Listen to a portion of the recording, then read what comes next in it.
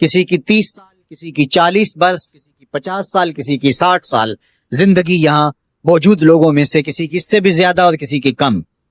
اس آیت کریمہ کو ذرا اپنے اوپر وارد کریں تو اللہ ہمیں نصیب کر دے کہ ہمارے دل تیرے خوف سے کانپ اٹھے اور تیری خشیت سے ہمارے دل لرز اٹھیں، اور قرآن کے ساتھ ہمارا ربط مضبوط اور مستحکم ہو جائے، اور ہم یہ اقرار کرتے ہوئے تیرے حضور حاضر ہو جائیں، مالک وہ وقت آ گیا ہے کہ ہمارے دل تیری یاد سے، تیری محبت سے، تیرے پیار سے مالا مال ہو گئے، اور اپنی باقی زندگی ہم تیرے پیار میں، تیری محبت میں، تیری یاد میں بسر کریں گے۔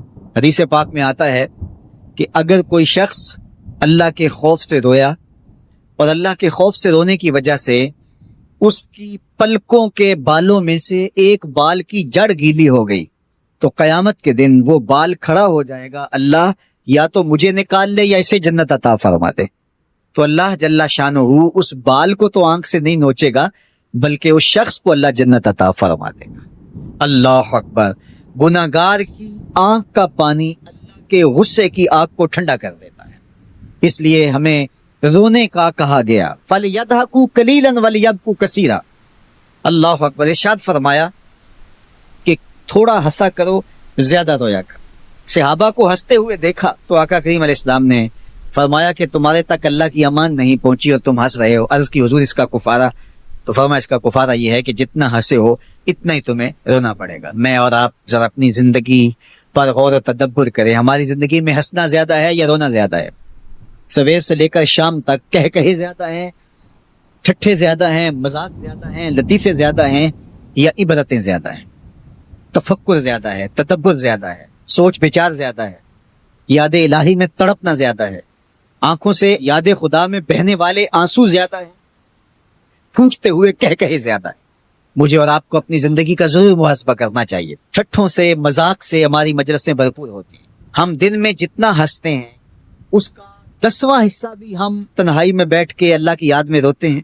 اگر ایسا ہے تو مبارک ہو، اور اگر ایسا نہیں ہے تو اللہ سے آنسو مانگو، اللہ سے درد مانگو، اس کی یاد میں رونا مانگو، اس کے ذکر میں تڑپنا مانگو، اس کی محبت میں بے تابیاں مانگو، آنسو مانگو، سسکیاں مانگو، تڑپنے پھڑکنے کی توفیق دے، دل مرتضی سوز صدیق دے۔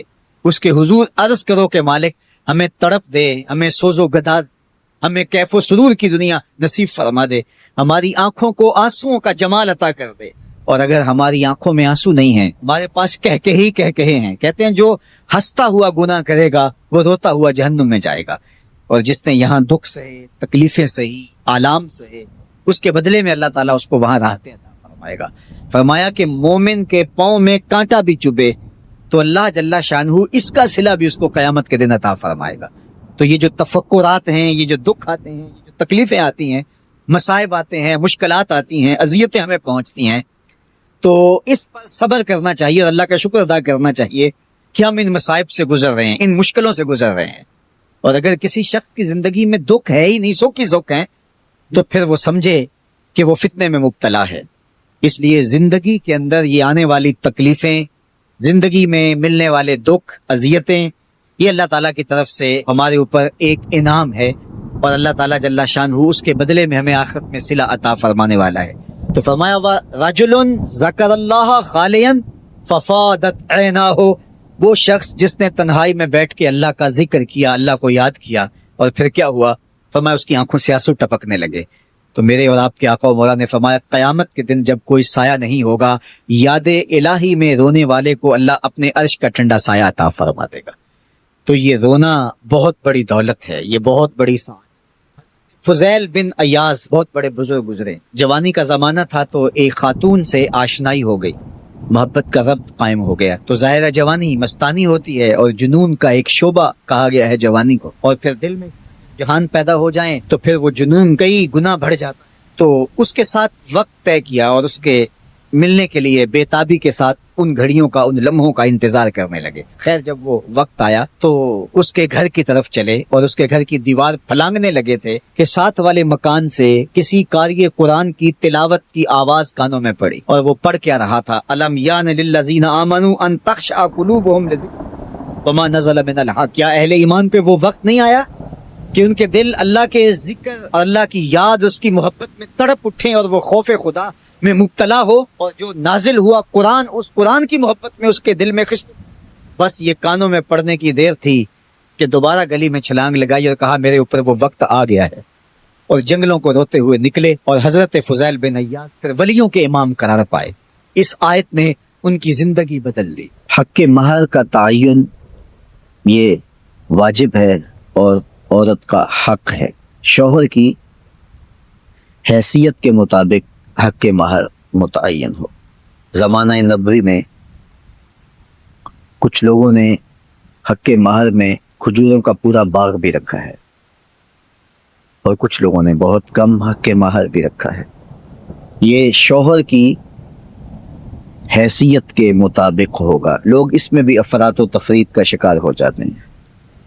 کچھ لوگ نمائش کے لیے زیادہ حق مہر رکھ دیتے ہیں جس کو بعد میں ادا نہیں کر پاتے، اور کچھ لوگ یہ نیت رکھتے ہیں کہ وہ جب ہماری بیوی بن جائے گی تو پھر ہم دیں یا نہ دیں کوئی فرق نہیں پڑتا۔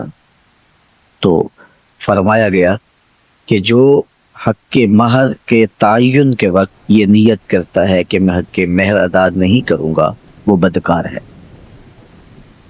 تو حق مہر حق بدعہ ہے، یہ عورت کا حق ہے اور اس کو ادا کرنا ہی ہوتا ہے۔ یہ شوہر کے ذمہ قرض ہے، اگر وہ نقد ادا نہیں کر پایا تو پھر اس کے ذمہ ادھار ہے، جب عورت چاہے مطالبہ کر کے اس سے وہ حق وصول کر سکتی ہے، اور اس پر اس سے ناراض ہونے کی ضرورت بھی نہیں ہے۔ تو نہ تو حق مہر اتنا رکھنا چاہیے کہ جس کو ادا نہ کیا جا سکے، دوسرا اس کا رخ یہ ہے کہ کم سے کم حق مہر رکھا جاتا ہے۔ آج کل وہ کہتے لکھو جی شرعی لکھ لو، شرعی کتنا ہوتا ہے؟ کسی زمانے میں 3200 روپے 10 آنے کہتے تھے، اور آج کہتے ہیں 5000 روپے لکھ لیں گے۔ اچھا بیٹی والا بیچارہ بولتا نہیں، وہ مسئلہ شرعی جانتا بھی ہو تو پھر بھی نہیں بولتا، وہ ڈرتا ہے کہ یہ میری بیٹی کے سامنے نہ آئے۔ تو یہ زیادتی نہیں ہے؟ آپ کا بچہ اسکول کالج میں پڑھتا ہو تو 5000 روپے تو اس کو آپ دیں، تو وہ ایک مہینے کا خرچہ 5000 روپے نہیں لیتا۔